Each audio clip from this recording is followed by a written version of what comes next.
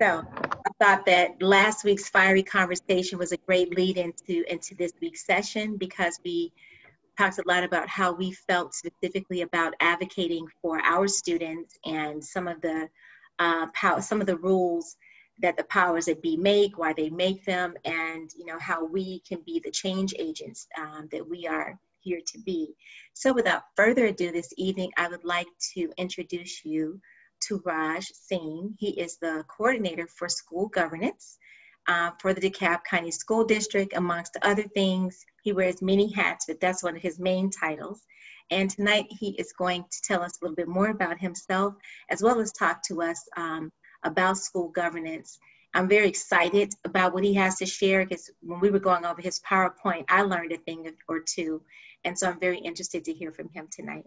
Raj, thank you for being here. Thank you, Tanya. Good evening, everybody. I am Rajneesh Singh. Everybody calls me Raj. It's easier and quicker. So today we are going to go over the school governance model that we have in place, or models we have in place in DeKalb. And a little bit about myself, my background. I started off as a teacher in Florida, came over to Georgia, and walked myself into administration, and then transitioned over to the central office. And now I am working with our director, Keena Champion, who is also online. We are a small department called School Innovation. You may have seen emails on social media during elections time for PACs, which is the Principals Advisory Council. And you may have come across her name as well. We are a department of 4 people. But we do handle quite a bit of a variety of functions across the district. School governance is one of them. Charter schools, which is a huge family of currently 9 schools that we have. And we also look after what we call this strategic waiver school system applications. We look after those. And definitely we are also into innovation, bringing in innovation into the district. Tanya, how do you want to do this? Do I share the screen now, or? Yes, I made you the co-host, okay, so that you can share your screen with us. Okay. Can you all see the screen? Yes. And I am going to enlarge it. Nope. Yep, okay. So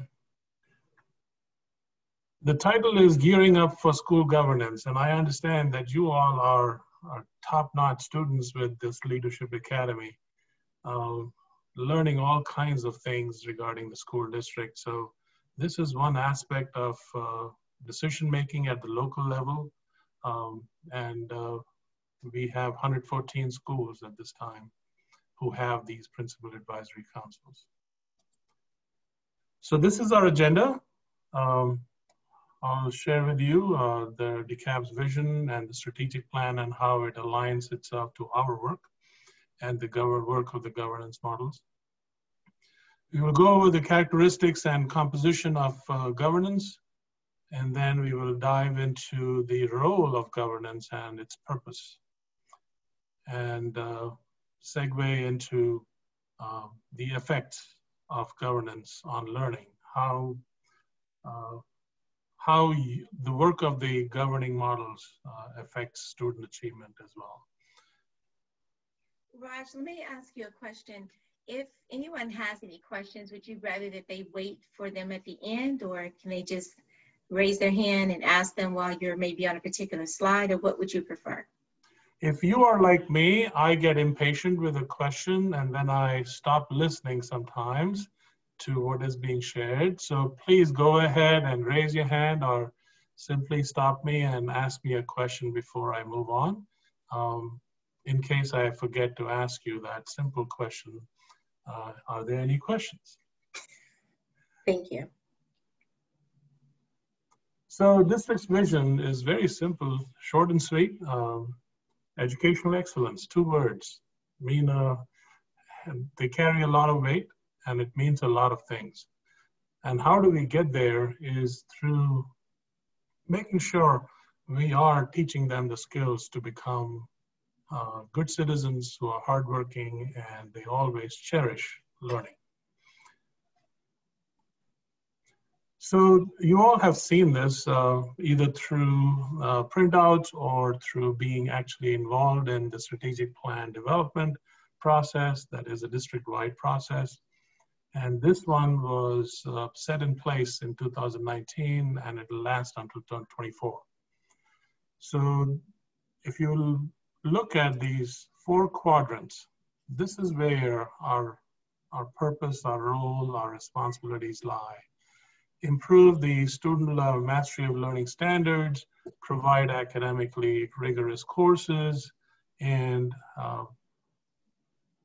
this is where you also come into play, where we are increasing the effectiveness of our stakeholders, teachers, parents, community leaders, students, administrators, paras, custodians, all of them, bus drivers, all of them included in there.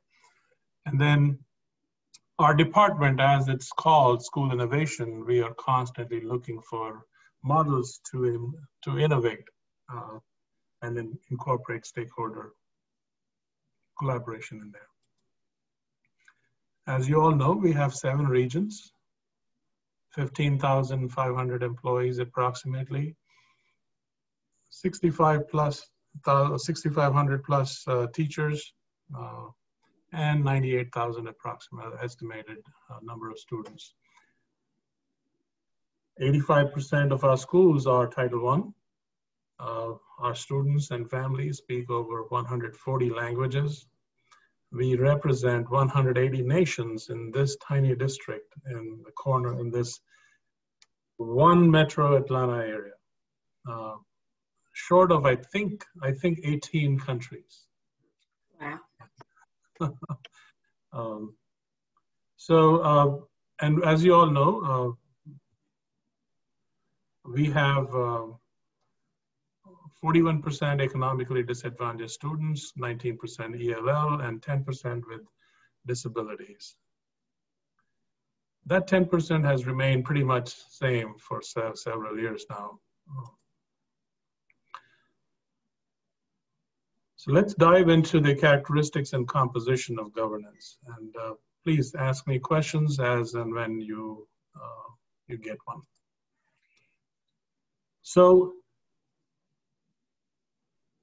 as a district, as a school district which is diverse from region to region and its needs are different, we have different challenges.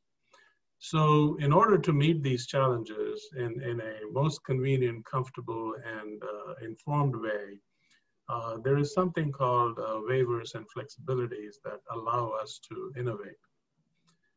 And that bleeds down to the teacher level, actually. So decisions made then are close to the school where the actual machines are working, where the actual work is happening. And it's, in other words, it's called increasing the local autonomy. So there are 3 governance structures. The center model, charter system, is not us. We have the 2 right and left models in place. We have the charter schools, which have their own governing body, which is the board, with full legal duties and financial responsibilities. And they are independently responsible for all targets that they set for their school. Similar to what our governing board, our Board of Education in DeKalb School District does. So it's a smaller scale, but it's its own entity. And then let's go to the left side, the SWSS, which stands for Strategic Waiver School System. And what we have is the Principals Advisory Councils. They provide advice and recommendations to the principal on various school-wide initiatives. They are generally accountable to the district's overall strategic plan and goals. So when they meet to discuss, they always keep that strategic plan and the school's goals in mind, and the district's vision in mind whenever they are making decisions or making recommendations.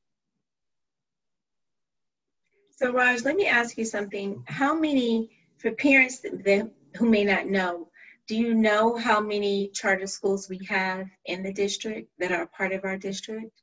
Yes, so we have 9 charter schools, and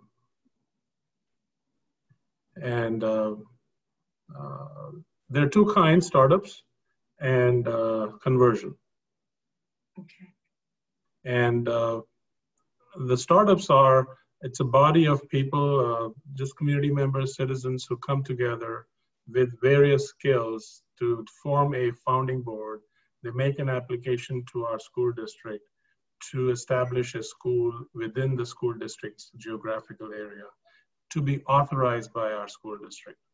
So Kina Champion and Candace McKinley, the 2 ladies who lead that charter school authorization process, they look at those applications, they process them, and they also then submit their recommendations as a committee. So it's always a committee that meets to look at the application and then review it and submits its recommendation to the superintendent, who gives it to our board. And then the board ultimately makes a decision. So it's a 2-step process. First step is at the local school district level. Mm-hmm. And then that same application is taken up to the Department of Education, State of Georgia board, the state board, where they make their second decision to approve or reject the application for establishing a charter school. One of the students wanted to know if you could explain what SWSS meant again. Yes. I was going to attempt, but I dare not. So Strategic Waiver School System, it has a list of waivers approved by the state, approved by a board, submitted to our state, and approved by both bodies. And schools can submit applications to get flexibilities and waivers. And I'll give you some examples that are already in place throughout in the district. Classroom sizes, class time, seat time. These are some of the effective waivers that have big effect on learning and teaching. So those applications, you can list down these waivers and then submit that application, and our Kina Champions and her team will look at that application and make that determination to allow those waivers or not. Each waiver has its own criteria, as well as eligibility to be approved or rejected. Thank you for explaining. There is a list of waivers already in place that the schools can enjoy, and it is an application method. SWSS is also a renewable agreement between the state and the school district. So after a few years, it has to be renewed. This license to be able to waive certain rules and regulations. Any other question? Okay. So let's look at what makes a high quality school governance model. It should mirror the diversity of the community. So, and that goes without saying. Anytime there is a group of leaders, if they don't look, behave, act as similar to what the community and they don't understand the community, then it stands out as awkward. So that is the characteristic of a good governance, when there is representation from the community, directly from the community, or similar to the community on the governing structure. They meet regularly to make sure that they are not missing any issues that are coming up. Now, one thing I do want to emphasize, there is 2 laws that govern these meetings: open records and open meetings laws. So there is something called compliance to these laws, which they are responsible for. They focus on governance and they stay out of the day-to-day management. So for example, Naya, you're a teacher and you have certain responsibilities. The governing bodies, the governing members will not have anything to do with your day-to-day operations. They only look at the big picture and make recommendations to the principal.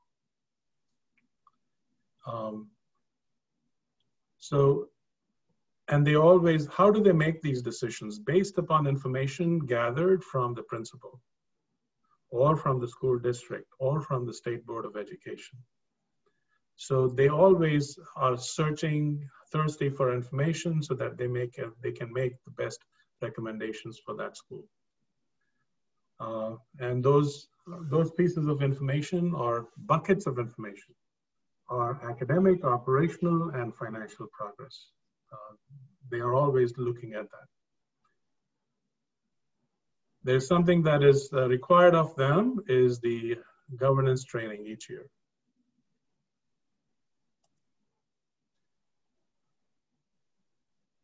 So there is a separation of roles here. There is the governance body, and then there is the management, which is the school administration and the staff. They both are very clearly defined. Governance is purely about the big picture, making recommendations, reviewing, providing input. Day-to-day operations and the major risk decisions are made by the principal and the employees of the building, of the campus. So it's a clear demarcation, classification of roles, and it should never be mixed. The next slide will make it a little more clearer. This is where I want to spend some time, and I want you to look at the screen and look at these. On the left side, you will see councils and boards. These are examples of titles of what those structures are called across the school district. We have the PACs, which are Principal Advisory Councils, 114 of them, PTAs, which are in every building, except a few, parent advisory councils, student advisory councils, teacher advisory councils. These are at local school level as well as at the district level. Then you have the foundation, the school board, the charter boards. These are all very active and dynamic bodies of people who make a difference. So now these boards and councils can designate a committee, or create a committee. These are some examples of committees.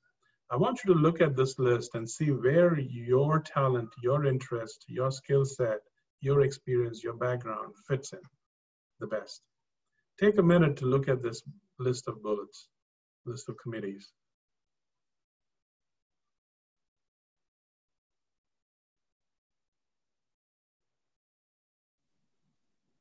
And if I may plug in here, there are many skills that we are unaware of that are, I call them the transferable skills.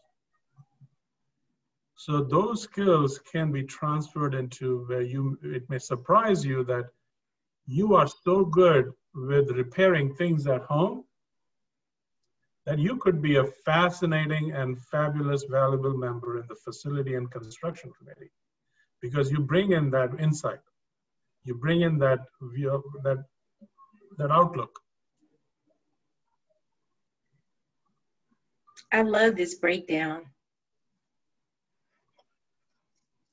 because it just kind of it fans it out to let you see what all is important, and then you, again, like you said, you get an opportunity to look at it and really see where you can fit in, and then think about what skill set you have that would be where you would be the best fit. And I think sometimes, you and I talk about this sometimes when we're collaborating or working on something or getting each other's professional opinion, is that we don't dig enough into the parent pools or talk about it to help them see that they really do have some talents that we can use. Yes. And I think that's why this cohort is essential. It started off, I think I had 35 people to sign up. And, you know, I tell them at the end of every night, thank you for sharing your time with us, because we have so much going on right now. We're in a quarantine and a pandemic, and they show up. So we really appreciate it. Yeah, and a very live example, current example, I'll share with you. A phone conversation today with a grandmother. For the first time, she's learning how to help her grandchild, who she's looking after. She is working through a laptop. First time in her life. Yes, yes. Forced upon her, but she is enjoying it now. She shared with me that she was ferociously angry in the beginning, and then began to sweat a lot every time a grandchild will turn to her and say, "Grandma, help me." She had no idea, but somehow she has come to a mindset and mental state that I can do this, and I can and I can help my grandchild. So there are two ways to look at this list of committees. One that you can comfortably slide in, and the other one, you know you have an interest and it'll stretch you a little bit, just like everybody has felt that, experienced that during this virus period. I like the way you put that. Kelly, wait. Kelly, you can ask your question. Kelly had a question. Sure. Or do you? Oh, thank you. Yeah, just a quick question. So I'm really interested in getting involved, but how do we know where there's a need, or, you know, who to reach out to? Because I've never seen this, and I've got a daughter that's in high school now. So, I mean, I didn't even know that they had all these committees. Yeah, not every school will have all of them, but if there is something that it fancies you, then please approach the principal also, or the assistant principal, whoever you feel comfortable approaching.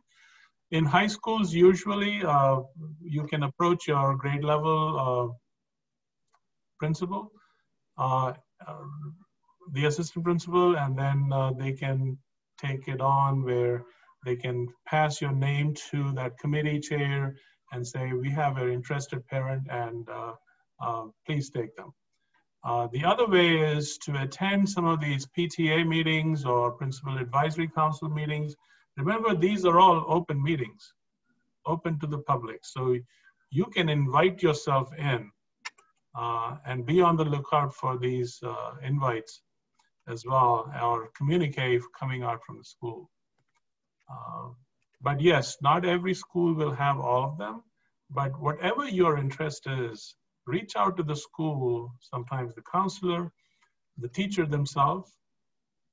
You will be surprised that a band teacher may be part of the budget committee. Right. Because finance is his hidden talent. And he feels that he can contribute most there. So there are many ways that you can step into any of these committees.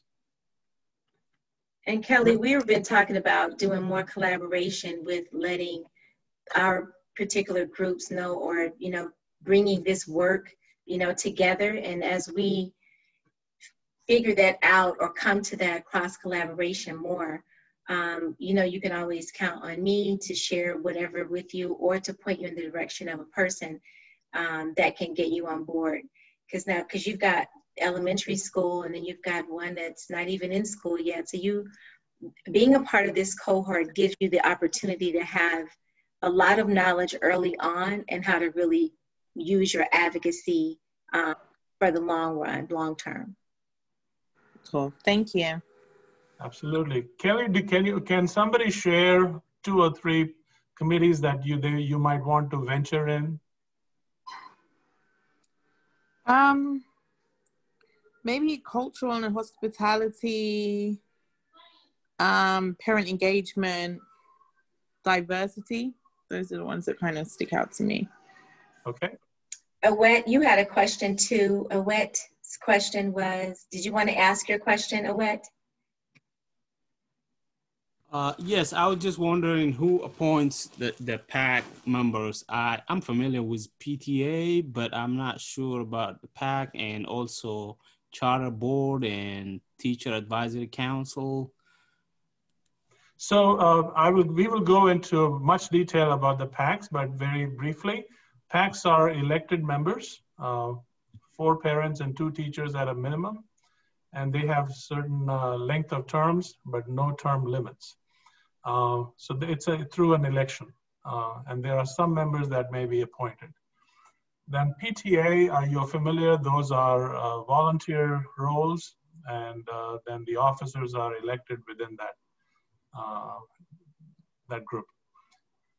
You asked about teacher advisory councils. So teacher advisory councils usually is a invitation or a call out to the teachers in the building on campus saying, hey, are you interested? Or the principal may say, I think you should join. You're always pointing out concerns and issues. Or the teachers themselves will point to each other saying, you should join because you're a good spokesperson for us. So there are various ways teacher advisory councils are put together. That is at the school level. And then there is the district level teacher advisory council as well. So and then we have the parent advisory council, which our superintendent meets with on a regular basis. We also have a student advisory council that meets. These wonderful students from high schools and middle schools will come meet with our principal, with our superintendent. They'll have a good, solid, rich conversation. What better way to get to know what is happening in the school than the students? So there was one recently held. Do you have to, do they pick the parent advisory council person from the principal advisory council, or is that a separate group? The principal advisory council or the parent advisory council? There are 2. There's the principal advisory council, which is at the school level. Yes. My question is, does the do you have to be a part of the principal advisory council to then be qualified to be a part of the parent advisory council? Oh no, these are independent of each other. Okay. These are very independent of each other. Awed, you had a question about charter board, right? So each charter recruits their board members based upon what they need on that board. So let's say they're missing a financial background person. They will go out aggressively and search out somebody who is willing to serve on their board and bring in that financial expertise and financial viewpoint so that they can, as a board, because they are the decision makers for that school. Mm-hmm. So the usual method is, let's say, Awed, you want to be on a charter board at Tapestry Public Charter School, which is one of our startups, serving a very heavy special needs body of students in an inclusion setting. And you want to become a board member there. You will approach them, share your interest with them, and then they will invite you to speak to them and express your interest. And then they will make a determination through a vote, through a motion. So that's how charter boards are put together. And can you explain what the foundation is, and then we want to move on, because I know you have so much great information to share, but I doubt that many on this, on our call have heard of the foundation or know what that is. So foundations is a nonprofit. There is an application, legal application called 501c3, 501c3. That's its name across. If you ever hear 501c3, the flag should go up that it is nonprofit. And foundation's primary role is to become a collector of resources. It can be financial, it can be talent, to dole out what the community needs. So we used to have a foundation in DeKalb School District at the district level, and then there are so many schools across the school district that have their own foundations. And foundations are purely created by, and they run in collaboration with the school entities, but they are their own bodies. And they raise their own funds, they run their own events, but they are always working in collaboration with the PTAs and the parent advisory, principal advisory councils. And lastly, and this is the last question we'll take, we're going to move on. Naya wanted to know if the district parent advisory council is also by elections. No, those are either the principals will put together a list of and present that name. Recently, Kina was asked to present some names because we work with the principal advisory council, so we know quite a few parents through that way. Right. So I'm sorry. So I'm just asking if the being on the principal advisory council is a prerequisite to be on the parent advisory council. It is not. None whatsoever. No. Any parent can be eligible for the parent advisory council, but it is good to have someone else present your name.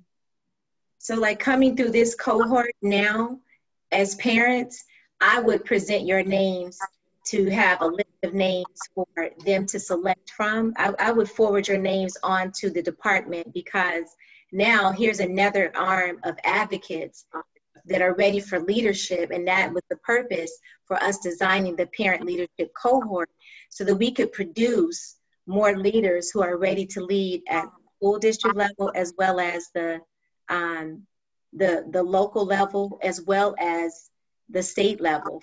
So no, Kim, it is not a prerequisite, but you guys will be more than ready, are ready to have your names added to that list, because of the work that we've been doing and the work we'll continue to do. If you don't mind, I want to let Raj hold a few questions for a moment to let him get at least more than halfway through his slides, because he's on 11 of 30, and you're going to have some more questions, trust me, as he goes deeper into this. So, Raj, if you could go on with the presentation. Absolutely. Thank you.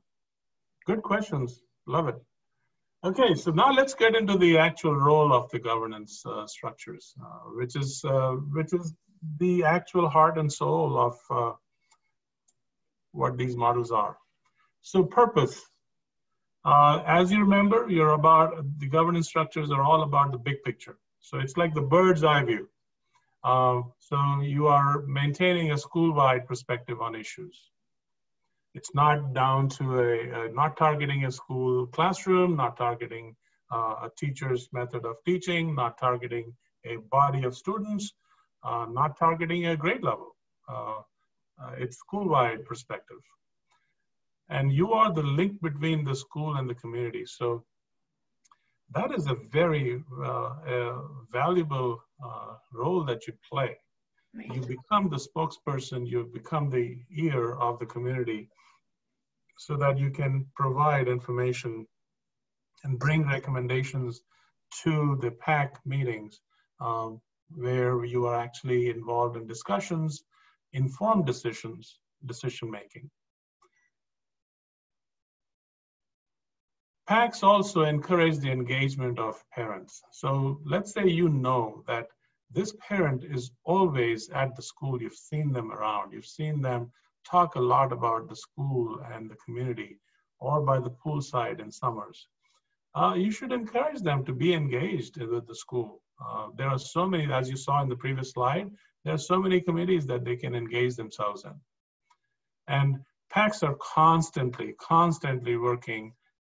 The entire work is aligned to the school's goals that are on the Consolidated School Improvement Plan, or in other words, Comprehensive School Improvement Plan. So it is also lovingly called CSIP. So the entire work of the PAC is focused on improving student achievement and making sure that all the operations work smoothly with the minimal wastage of expenses. What authorities does the PAC have? You review the CSIP and then monitor its progress throughout the year. So those goals in the CSIP are called priority areas, the target areas. And then there are some action plans for each of those targets, how to meet those targets. You're also responsible for looking at the budget, and we'll talk a little more details about the budget. PAC's can create ad hoc committees. Some of those committees can be created by PACs. So the committee can do the work and bring some information to the PAC so that they can make these recommendations, these valuable recommendations to the principal. Participation in the selection of the school principal is another role that the PACs play. So when there is a vacancy, PACs will play a role. PAC members have the same immunity as the DeKalb Board of Education in all matters directly related to the PAC work.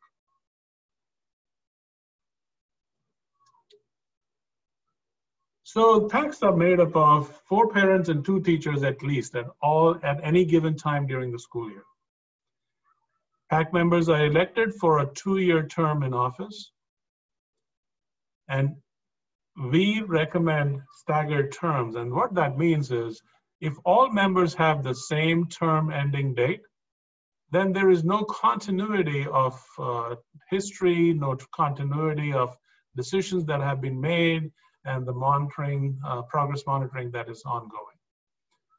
So instead of having a brand new slate every year, there is a carryover of members from the previous year so that they can bring that information over to the new meetings, new PAC group. We also have a method to add to the members, which is by appointment. So at times it may be necessary for a PAC member to resign because they're leaving school, they're moving their child out, withdrawing their child, moving out of state, any reason. So in that case, there is a replacement that has to be made. So those are appointments. There are 3 officer roles. These are elected every year: chair, vice chair, and secretary. The chair is always the elected parents. And there is something called the Roberts Rules of Order, which defines the way meetings are run. And these meetings are always open meetings, open to the public, and they must comply with those laws. Parent members are elected by the parents. Teacher members are elected by the teachers. Appointed members are for 1-year term only. There are 2 kinds of categories: voting members and non-voting members. So there are not many non-voting members. All of them are voting members except the principal. Because the essence of the PAC is that they are making recommendations to the principal. So this is where your first quiz is. Ready? Imagine your Jeopardy tune in your head. I'm not playing it. It's silent. But I have numbered these slides. Tell me which is the responsibility of the governing body and which is the responsibility of the day-to-day operations to be handled by the principal and his or her staff. So write down these numbers of the slides for these 2 classifications of roles.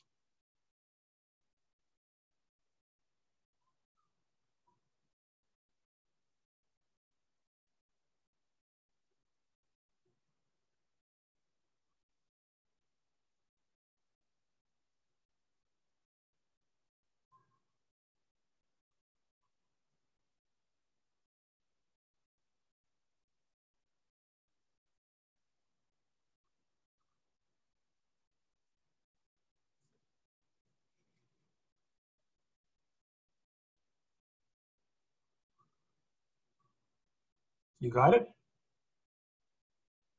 Let me know if you need more time. 15 seconds. 15 seconds. Okay.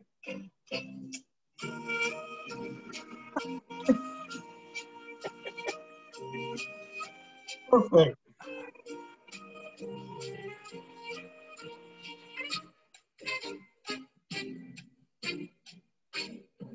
There you go. Okay, thank you, Tanya. Love it. Yeah, I remember when I used to teach, I used to have a lot of these tunes, and I would, click them on. Yeah. Back then, we used to have these cassette players. Oh, wow. You're really dating yourself. It doesn't matter. My children call me extinct anyways. Okay, so. All right, who's ready to answer? Yes. Anybody? Anybody's hand up. Whose hand is up? I can't see. Aved, yes. Okay. All right. I think 5 and 7 are the governor's role, and the rest seems to be day-to-day activities. I actually could add 3 also. 3, 5, and 7 are governor's role. Okay, who can complete that answer? Thank you, Aved. That was pretty good. Yeah. I think that 1 and 2, I put 1 and 2 as day-to-day, and then I put everything else as governance. Okay. Anybody else? I think I have 5, 7, and 9 for governance. Okay. So let's put our heads together and look at each of these. So carpool procedures. It is, I'm going to give you the answers. It's 3, 5, 7, and 9. 3, 5, 7, and 9. I want you to read those. Review and monitor the CSIP is 3. Mm-hmm. Monitor schools' academic and operational performance. You are always asking for information, but not targeting a certain classroom, a certain student, or a teacher's performance, but your overall school-wide. Review the budget recommendations for the school. And 9 is recommend new course offerings for the school. So you said 3, 5, 7, and 9. I would guess are all governance, right? Yes. Yeah. Does that make sense? Does anybody have any questions related to this as to why certain slide is not the certain way that you thought it was? I just got a quick question. So number 9, the recommendation is just a mere recommendation. It cannot be enforced, right? It just depends on the principal if they want to take it or not.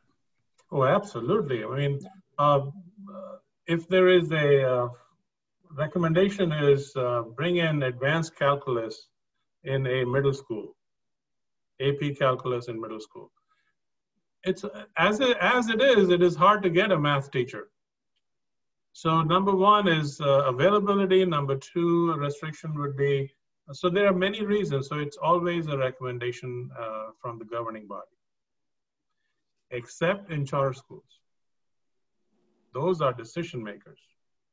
Mm-hmm. So, yes. So so what I'm understanding from this exercise is the PAC will only really review and then recommend, and then those people who are in day-to-day will, based off of the reviews and recommendation, they will make the decision. Led by the principal. Yes. Yes. Okay, that makes sense to me. So if I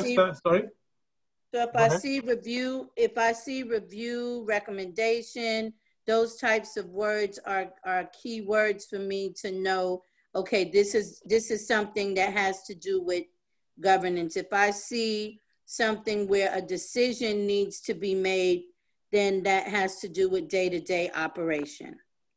Perfect. And then there is another, look at number 6. It is not saying making a decision. It is saying provide input, but it is not governance. Right, because teacher evaluation is something that is done every day in the schoolhouse. So that's day to day. That is one tiny reason. Yes, that is a reason, but it is one minuscule reason why it is not part of governance. Main reason is FERPA. There is a law that protects the privacy. Just like when we go to the doctor's office, there is the HEPA, which protects our privacy there. Same way, teachers, students' privacy is protected through FERPA. Yeah. This was great. This was good, guys. Y'all did good. I'm so proud of you. Awesome. Awesome. I told you I had a group of winners on here, so get ready for them to take over the PACs.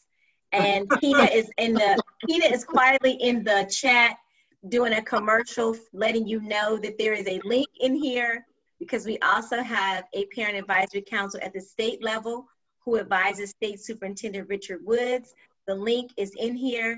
And then might we add, it would be lovely to see a representative from DeKalb next year. So I'm gonna just drop that there as a commercial, and we can but please click on the link if you'd like to learn more about that at the state level. The next elections for PAC for the school district are in next September. So I would love to see your names on there on the ballot. I saw Naya do a big smile. Uh-oh. Can't Perfect. wait to see.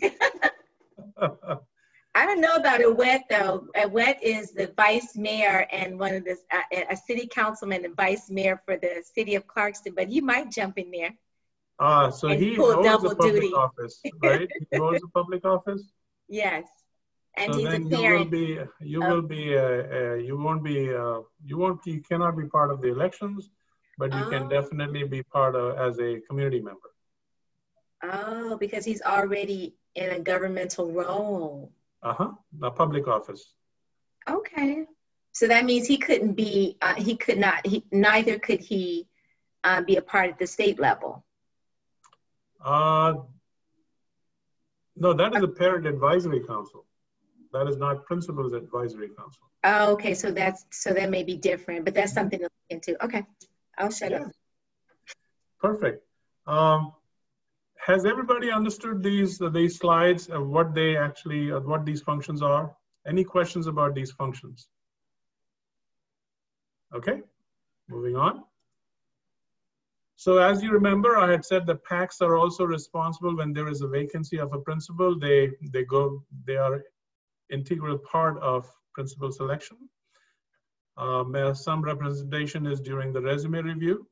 Stacks of resumes come in and we have to shortlist them. So PACs are involved in that. Then you have the interview stage where they are part of the interview panel. And then you have the focus group, which is the actual shortlisted candidates come and do presentations. So you will have PAC members part of that focus group. Finally, 2 candidates are sent up to the superintendent to make a decision from. So one major bucket of the role of a PAC member, of PACs, not a PAC member, but PAC, the CSIP. So CSIP is divided into the target areas, priority areas, and the various action plans that involve in reaching that target area. And CSIPs are built for 2 to 3 years. It's a short-term document. So throughout this period of 2 to 3 years, the current one is 2019 through 2021. PACs are constantly monitoring. Are we headed in the right direction? What resources are needed? Do we have enough money in the budget? Where is the money coming from? and asking questions, asking good, solid questions. Why aren't we spending it this way? And getting some information gathered, and based upon those pieces of information, then making a recommendation. It is a collaborative effort. The entire school, every staff member, every entity in the building, on campus, PTAs, foundations, committees, all of them are involved in this building of CSIP. And it's a fabulous process. If you have never been part of it, ask to be part of it, because you will get to know your child's school so beautifully that you will fall in love with it if you have not already. School budgets. So as you know, money drives things. So it is important that you keep an eye on that budget. Certain schools are Title I budgeted schools. They bring in that extra money. So that should also be looked at as part of the budget review. That is usually done throughout the year for the current year's budget. But for the following year, you start looking at your needs for the following year in the second semester, and it is aligned to the district level budget development process. Principal is the decision maker in this entire process. Final decision is his to sign off on that CSIP, and then he sends it over to his boss, which is the regional superintendent, who then reviews it and then approves it with the help of Title I department, if the school is Title I. Implementation of the CSIP is the responsibility of governance or day-to-day staff. Implementation is the responsibility of the principal and his staff. Okay, so why do we do that? Because our goal is to increase student achievement. Our goal is to increase student achievement, and making sure that the budget expenditure is done towards those target areas. Nothing else. Our purpose is to incorporate how to engage our communities, how to teach our parents who are standing on the sidelines, figuring out, what do I do with my child when he comes home with this homework that doesn't look like something that I did when I was a child? How do we connect some of these parents with each other, who one is solid in math and the other one is great with writing? How do we connect those two to help each other out, to help their children, or a wider body? And then, of course, your recommendations, the PAC's recommendations, will always help with the strategic decision making. So now let's look at the funding. These are the three funding sources, and I will tell you a little more about the 40%, which is the state level. This money comes from looking at each student in the building. So each student has a certain number of dollars that comes attached to that child. In other words, if the child moves out, withdraws, moves to another school, the dollars move with him. So we call it the full-time equivalent funds, FTE. A general education student has a certain number of dollars attached to him or her. Special needs child has 5 different categories, and each category has a certain amount of dollars. Gifted child brings in a certain number.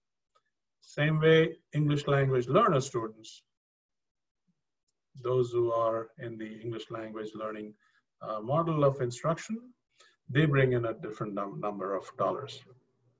So once again, that 40%, the state level, is coming from those funds. Then you have the federal funds, which is a tiny amount, which is Title I and other title dollars that come into play. The major chunk, as you can see, is local, which is the property tax. So this is how you understand where is the pot of money that DeKalb School District gets coming from, majority of these buckets. And that includes FLOST, right? The local funding? Uh-huh. Right. So general fund, which is the federal, state, and local combined. Title I, which is federal, tiny amount. And then you have student activity funds and other grants and partnerships that bring in some money. May I say something here? Uh-huh. We talked about FTE last week, so this is a great breakdown to actually show the visualization of the bodies in the seats in school. It also brings home for us when we talk about how we have these very mobile or transient communities in our schools. This is why retaining, the families and doing all that we can to keep students in a school can be important. This is how a lot of the funding gets transferred, misplaced, or taken out of the actual neighborhood or community and taken somewhere else, and then it debilitates the community schools when we don't support our schools and our communities. Also, I want to say that right now I just did a campaign. The video should be out. I did the voiceover. We only have about 27% of our free and reduced meal applications completed. That is a large percentage of our federal funding. It helps to cover so many things: internet access, better lunch options, athletic fees, college application, SAT and ACT fees, and other student support services. So I would urge everyone on here to help to spread the word in your school community, other parents. Ask your teacher to put it in dojo. That we have it's important, even though kids are not in school and so many kids are not taking advantage of the buses that come around with the lunches, but it is important for those applications to be filled out. We're coming up to the deadline of October 31st. And what you're looking at right here is a large percentage why that will be greatly affected next year if those numbers don't increase this year. Yep.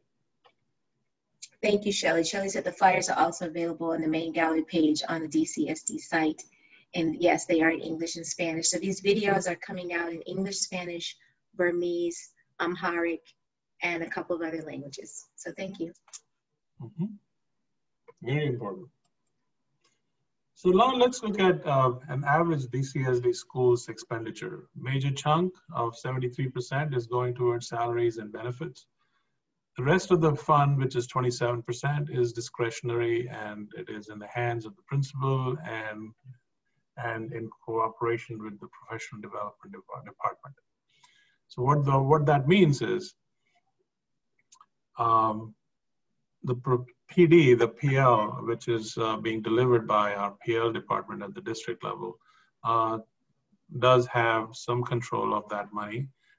But then major chunk of the 27% is in the hands of the principal. So when the PAC is meeting and discussing that this is the recommendation we are making, they're aligning the target area, the approach, the resources to that 27% portion of that budget of the school.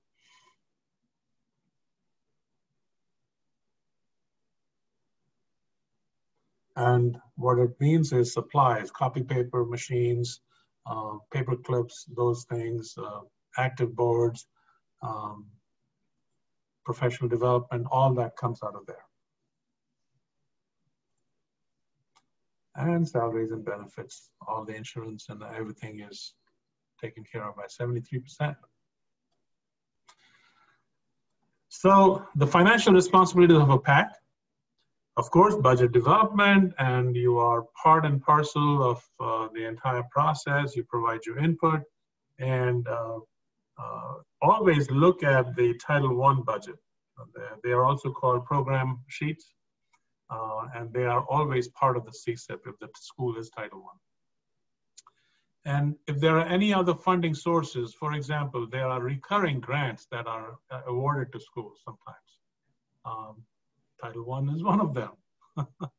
But then there are other local grants by local donors that are given. So always look at all funding sources to realize this is the pot of money that we have to work with. Some of the grants are targeted. They may come only to be helping to help gifted students, or they may come to help, they may be donated to help certain science teachers, let's say, because the school has a target of building a science lab for after-school students. So it may be targeted that way. And then finally, the recommendation phase of the PAC's work is based upon all this information. Then they make a recommendation to make sure that it is aligned to the board's policy, which is, the acronym is KEB. And if you haven't looked at some of the policies of our DeKalb School District, please visit our DeKalb County School Board's e-board and look for policies there. So there's tons of them, and they address all kinds of situations which a PAC or a school may come across. This is a sample meeting agenda. Agenda, you start off with the agenda, public comment. Remember, this is an open meeting. All meetings are open. And whenever there is an open meeting, there is a slot of time dedicated to public comments. And what that means is anybody can sign up and share their comments. Usually there is no conversation that happens with that comment, but there is always a response given out later on by the listening board or the PAC. Then you have the approval of prior meeting minutes. And if you see, there are three words in parentheses. The agendas always have either an information item, which is brand new, bringing in some information, or there is a discussion item, which is usually the item that you have already been introduced to in a previous meeting, and you're simply diving deeper into that item. And then you also have the action item, such as approving the agenda for that meeting, approving the minutes of the previous meeting, and definitely acting and voting on something as simple as we are recommending to the principal to add this course in our student syllabus. So this is a sample agenda. Now let's look into the effect of the work that the governance models do. As a parent,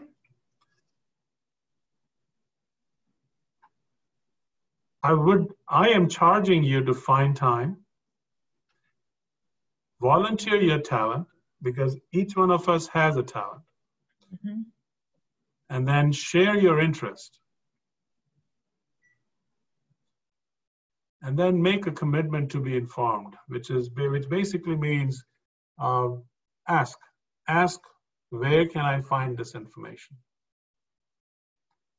Our director, Keena, she is excellent at this, and I would love for her to share what her style of digging deeper into anything that comes across her desk is. But yes, Keena, can you come online and share some of the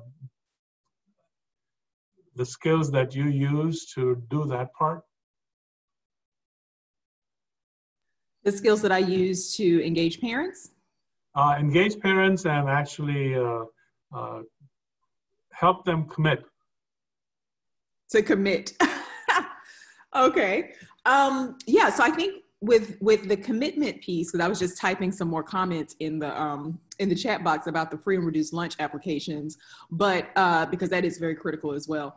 But in terms of commitment, I mean, I think it's really connecting with parents in terms of their own desire to see the best for their kids. So I think every parent has a commitment to ensuring that their child is in an environment where they can achieve educational excellence. And so a lot of getting the commitment from our parents is really, showing them all the different ways, which we've been talking about today, that you can be engaged in making decisions and advising your principal in making decisions at the school level, as well as, advising, as you said, the superintendent, advising our school board in terms of policy development. But a lot of it, you know, when you're thinking about engaging parents, is really just tapping into that love that parents have for their own children and wanting to see what's best for them. Because I think all parents, you know, regardless of where they live, you know, and what access to resources they have, every parent wants to see what's best for their child and wants to be able to have a voice in that decision making. Absolutely. Thank you. Thank you. Yes, so you have a vested interest. You are invested in that building because every morning when you, in these today's times, we are having them sit in a chair and on front of a laptop, but you are still sending them to school to learn.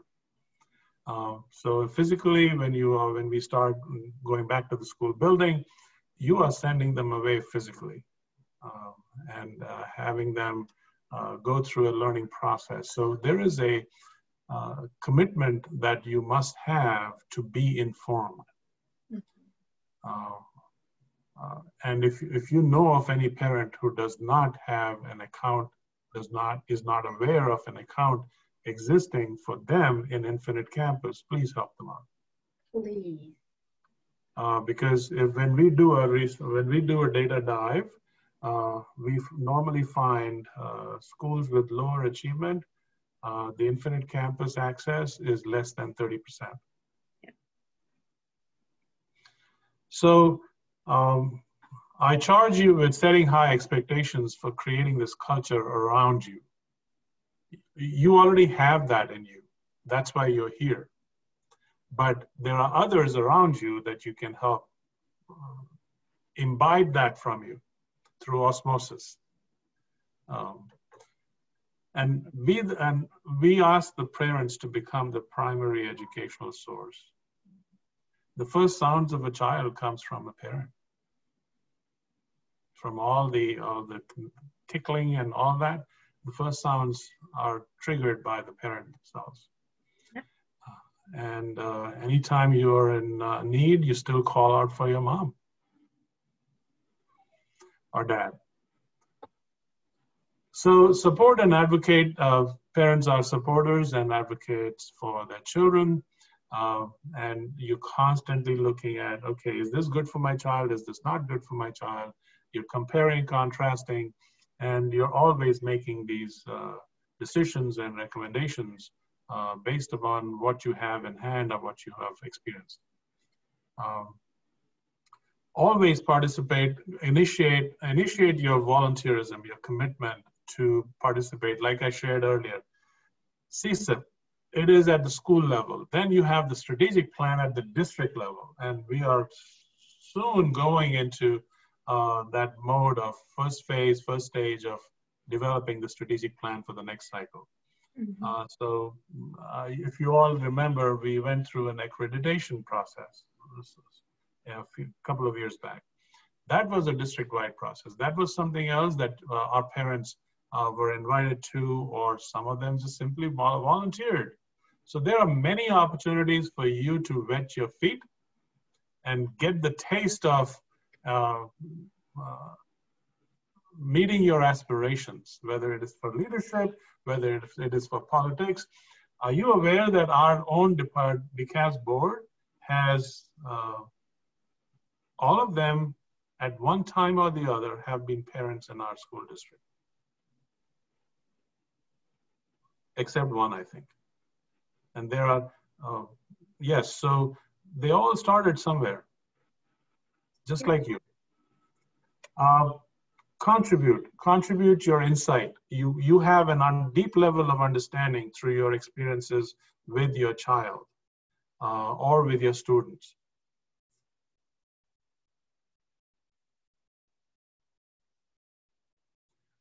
Staff roles.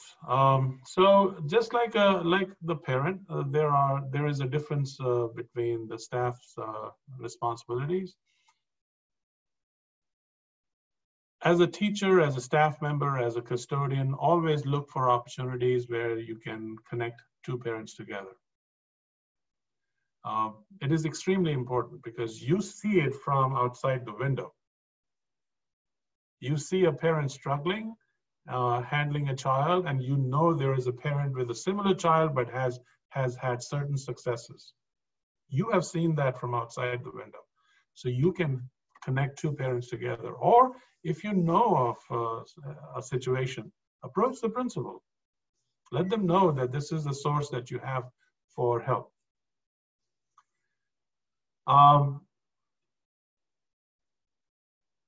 Staffs also are constantly building skills to attend a meeting, how to speak in public. They can speak. As a teacher, I did not have to speak in front of adults. I was always speaking in front of the children. But my principal one time asked me, I need you to present this to us at a staff meeting. It broke me into sweats. And I did it, but I hated it. And finally, then she asked me the second time and third time and fourth time. I continued to hate it, but I continued to get better. Which was fascinating to me. That first I thought that, why am I doing this? I'm sweating into my socks. So finally, I walked home with dry socks. So that's when I knew that, okay, I can do this.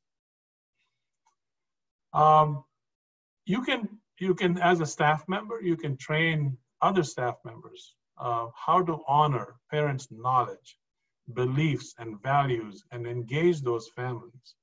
Extremely important. If you take anything from this session today, take that with you. Understanding somebody else's weaknesses and strengths and understanding their passions goes a long way in building that relationship. And from there, you become two from one. That's strength. That's building the strength of the campus. Encourage the parents to share their talent and interest. There are shy people, like I was. Find ways for parents to remotely participate in decision-making. That is a secret way to allow some shy parents to actually become to activate them. And it's a great way to do that. Communicate variety of ways parents can engage in activities of learning outside the school campus. Again, you can meet at a poolside. You can meet outside in the parking lot of a Kroger with all your shopping bags in the shopping cart.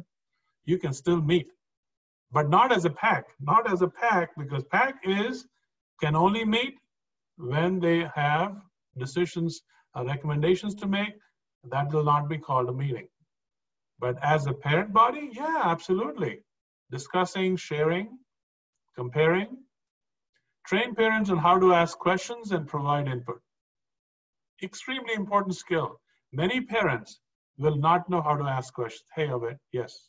I just want to ask quickly before I forget, but so the PAC members cannot speak one person at a time, even though they don't have a quorum, so they can't speak with others unless it is a public meeting. Is that what you just said? So speaking is different from sharing information. Like, for example, they have realized that there is some situation developing somewhere, and they want to bring it to the attention of the principal. Principal will put that in the agenda for the next meeting, and then it will be dug deeper by the PAC. But a PAC member representing the PAC in an informal meeting is not allowed. Does that make sense? I mean, the reason I was asking is because at least if they don't have a quorum, at least if there is not two of them are meeting behind closed doors, I thought it's okay if one person can meet with the public and discuss there and listen to them. But I understand if it is the policy though. You are a link between the school and the community. So let's say you are at a community forum and you are there and everybody knows you're a PAC member. But you cannot speak on behalf of the PAC saying that PAC can do this. But you can definitely bring the information back to the PAC.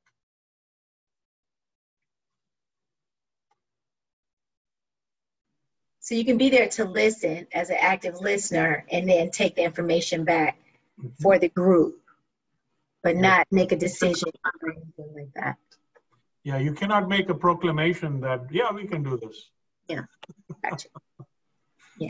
Can you say what the PAC does? Like, would that be speaking in terms of this is what our body does, not what we can do, but what we do? Yes, so you can clarify for that body or for that attendees at that forum, saying this is what PAC does and this is what we can do, but I cannot speak for the PAC. I will be happy to take this information back to the PAC. Yes, you can clarify the role and the purpose of the PAC for everybody to hear, so that next time they expect you to make a decision for them, thinking that you are in a position of closeness to the principal, because you're on the principal's advisory council, that would not be correct. Good question. Yes, I'm glad that we dug deeper into that piece. So let's look at parents engaging in governance. I love this slide. And the reason is, it speaks to yourself, your individual self, your inner self. Believe in personal transformation. So we're constantly learning, we're constantly developing, and if we do not model the same thing like we ask or expect of our children, because we want them to be lifelong learners, right? We want them to work hard all their life, except in retirement, maybe. We want to become the role models for our peers, for our children, for other children. We want to be strong in building relationships. We want to be solution finders for school issues and district-wide. Remember, when you're listening through the session, I constantly reminded you that the same council is scaled up at district level and then at the state level. So there are different levels of your scope of work and your commitment. Partner with the administration to provide the most effective learning environment. What does partnership mean? Partnership is nothing except you're constantly a good listener and a good processor of information, and then helping make better decisions. That's a good partner. Good partner also points out, okay, this is a red flag here, this is a green flag, and let's be cautious here, let's be brazen here. Parents engaged in governance always build self-confidence. They are highly motivated. They become a link between the real link between the community and the school. I mean, a true link. When you start behaving like one engaged parent, when you start acting like an engaged parent, you build all of these qualities that are on this slide. Can you share with me which of these qualities and characteristics that you would like to see in you?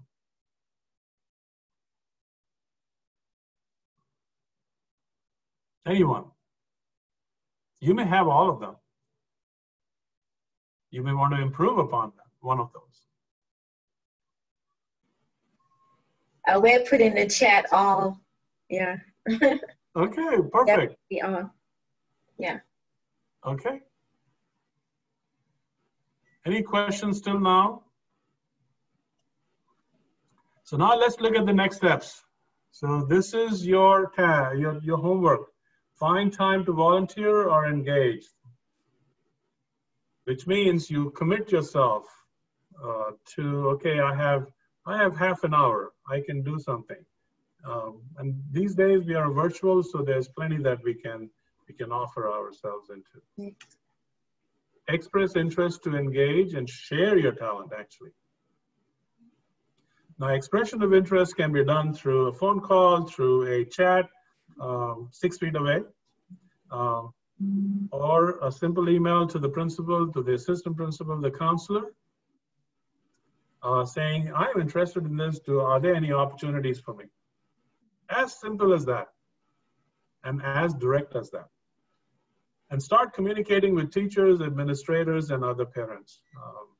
It is important that you know all of these names, you know their faces, you know their style of working, so that you can help your child and you can help other parents.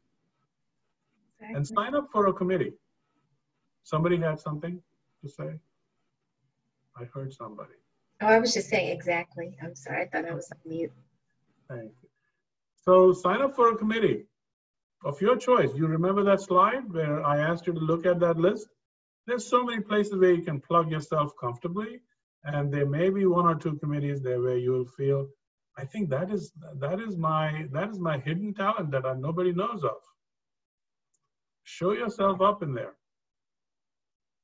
You'll be pleasantly surprised how wonderful everybody will think you are and know you are. Okay, so now this is our small department, and I thank Latanya for giving me this opportunity to share our department's work with you. But please feel free to contact any of us through email or phone.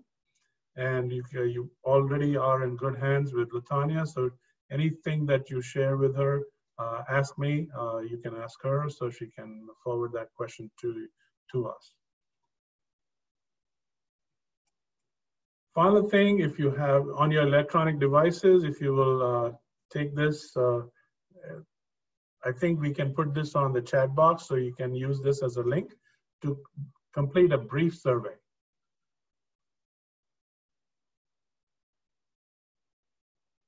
This Can you go back one?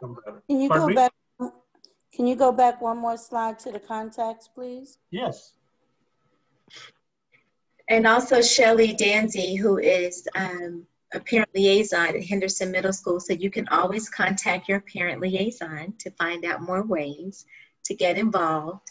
And so, Raj, while everybody is looking and we're wrapping up, I really want to say thank you so much to you and to Keena and to your department for participating. Guys, we'll hear from Keena in a couple of weeks, because she also will be bringing a part that is very important and very essential as we build on, you know, our advocacy, learning how we can govern, where we best fit, learning the intricacies of how the school district works and how school governance works. And what I want to say, Raj, everybody did not get a chance to introduce themselves. So as we are ending, if everybody can just introduce themselves and the schools that their students are at, so that Raj would be familiar with who we have on the call. Awet, you're at the top, starting with you. Thank you. Well, thank you so much, Raj. I just want to say first that, and I have two kids in the DeKalb County school system. One of them is a 6-year-old child, and she goes to Robert Shaw Elementary School. Okay. And I have one son, he's in middle school, and he goes to Champion Middle. So both choice schools. Kim? Yes, thank you, Mr. Singh. This was a great and informative session. Thank you for sharing with us. I have 5 children in the county. I have one child at Wadsworth Magnet. I have one at DeKalb Elementary School of the Arts. I have one at Arabia Mountain. I have one at DeKalb Early College Academy, and I have one at Clarkston High School. Thank you. Who is next? Oh, Shelley. Sorry, you said. Did you want to introduce yourself? Okay. Oh, okay, sure. And I concur with everybody else. It was an awesome presentation. So thank you very much. And I am the Title I Parent and Family Engagement Specialist, AKA Title I Parent Liaison at Henderson Middle School. Ah, okay. Naya? Hi, thanks again, Raj and Kina, for all the information, and Tanya, of course, for doing this. I have one child who's in second grade, also at DeKalb Elementary School of the Arts.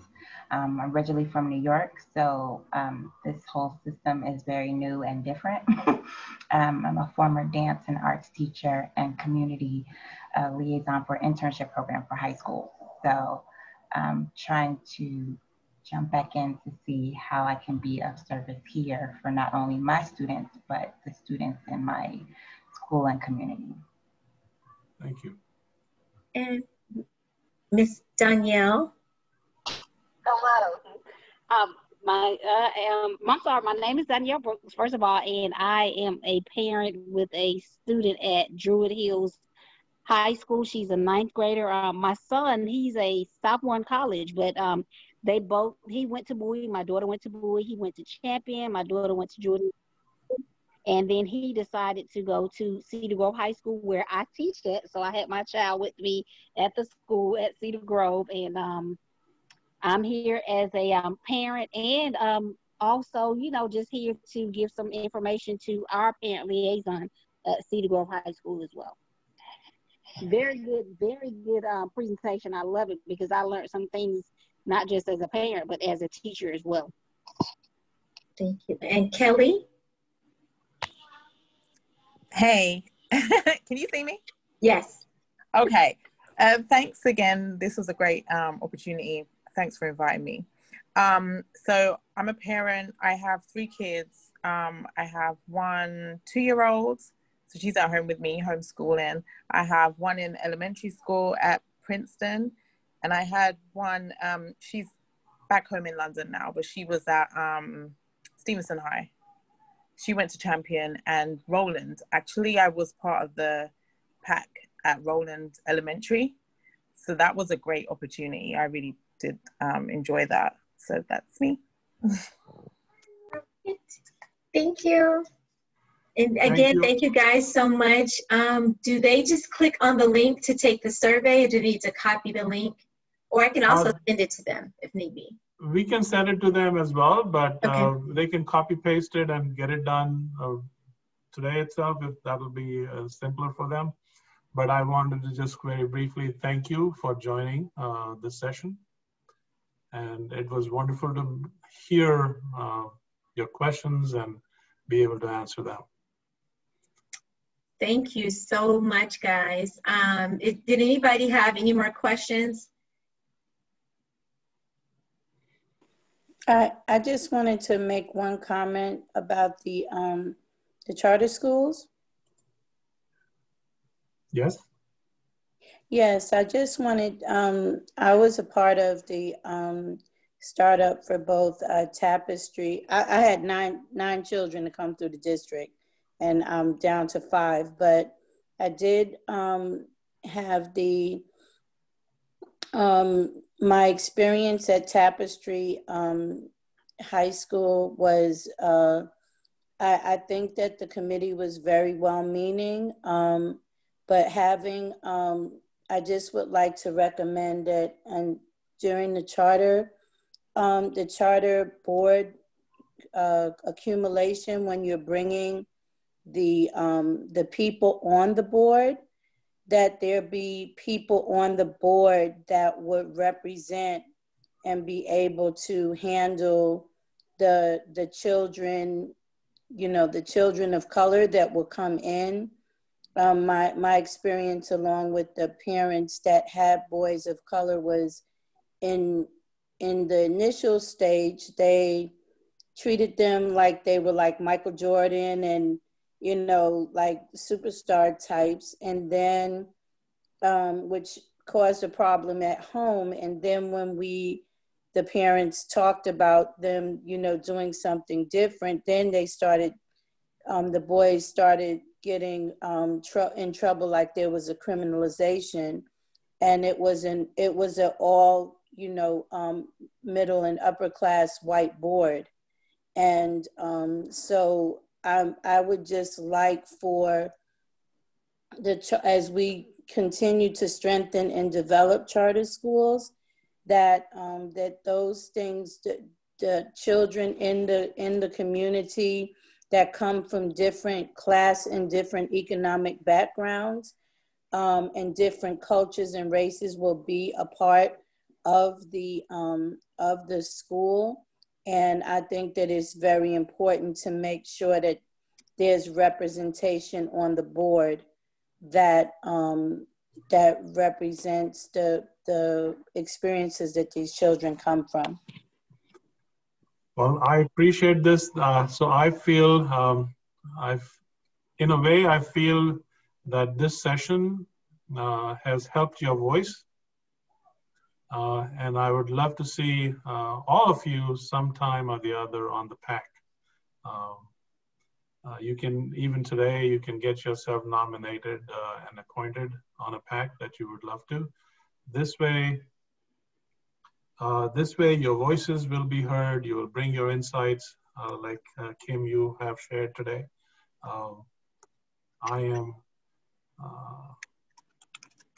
Can you share how many years back was this?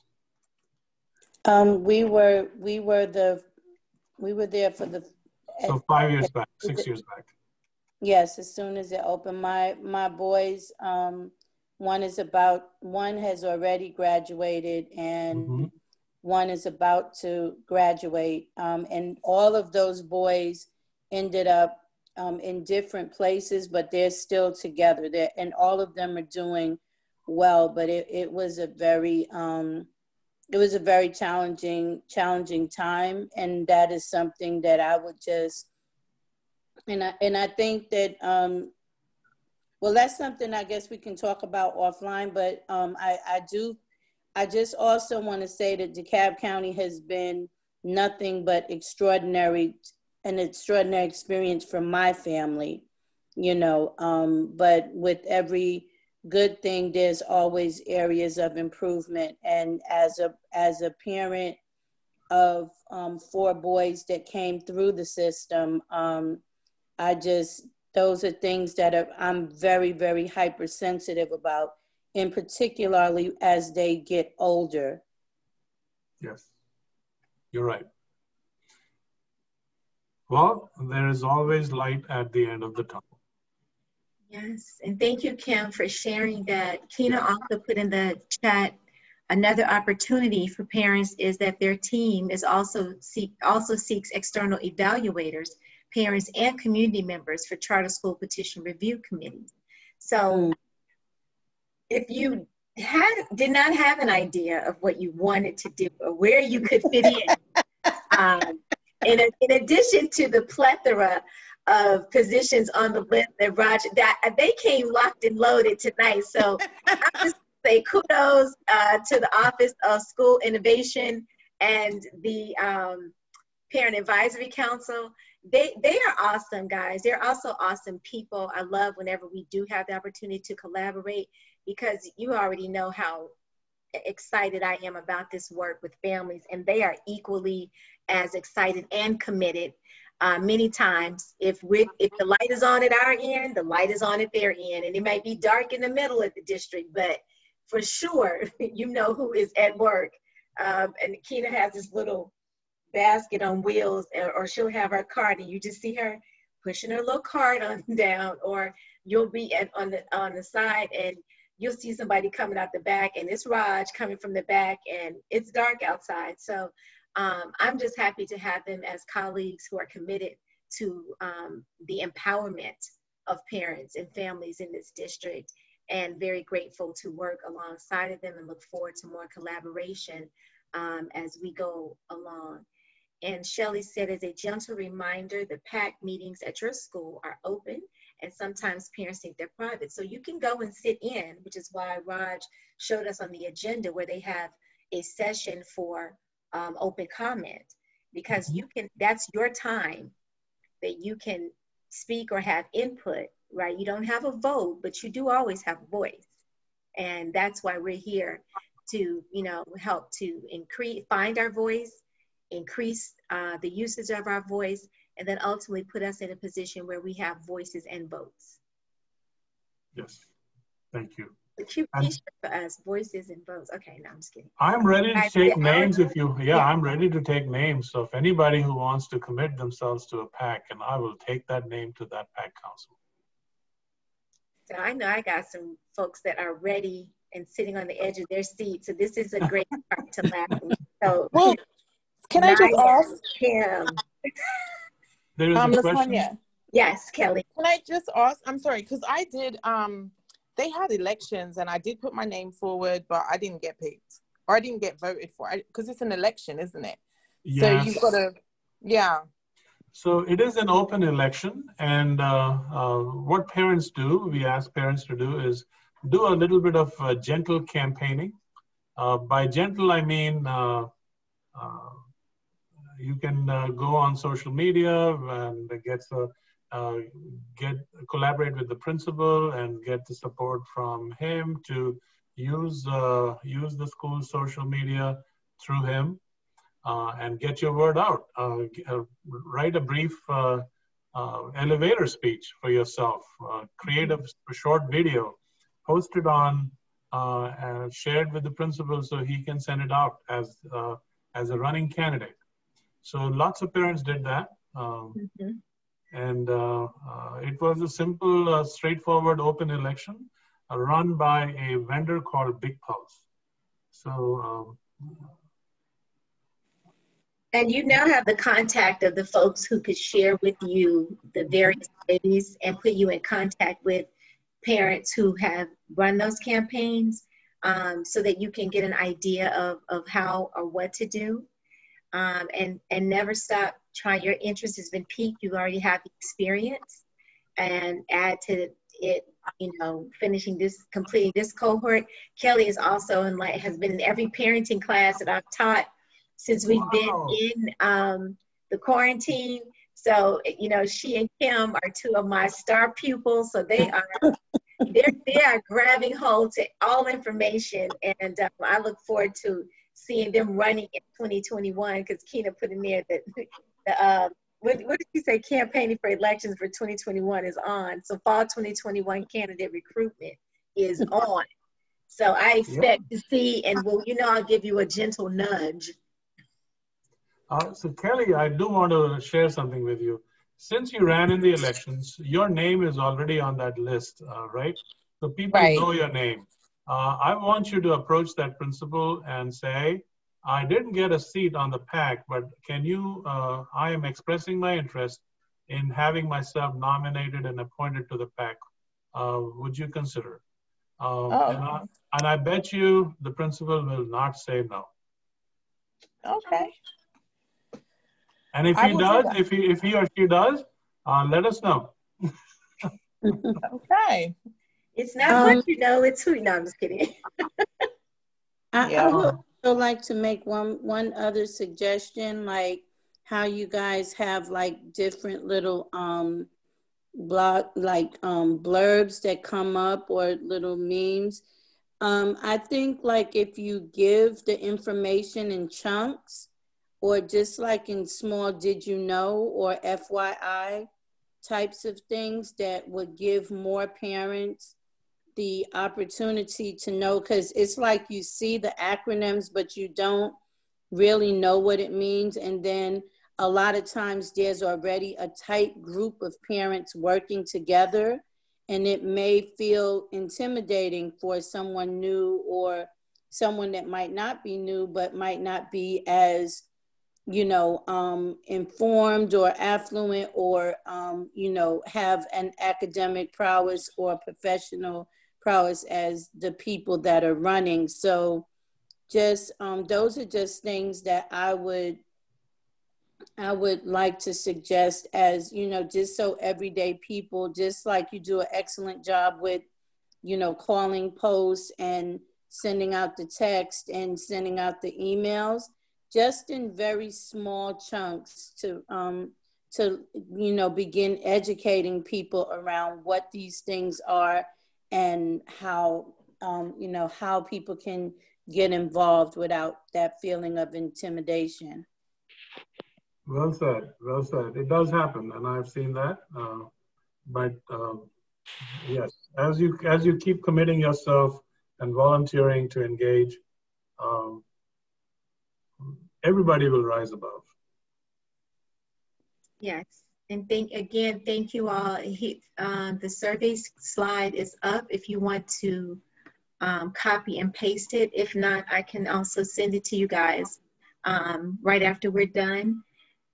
And I want to say thank you again for joining us, to everyone. And I will see you all next week. Raj, you get 2 thumbs up. Awesome job. I loved it. I love getting to know everybody here. This is such a special group of, I won't call you students, group of people, good people. Lifelong learners. Advocates. Advocates. Parent Yes. advocates. Yes. All right, guys. Good night. Good The night. day has been long. You see, the parents are off tomorrow, so we still got to work. So good night. Good night. Thank you so much. Good night. Okay, good night. Thanks again.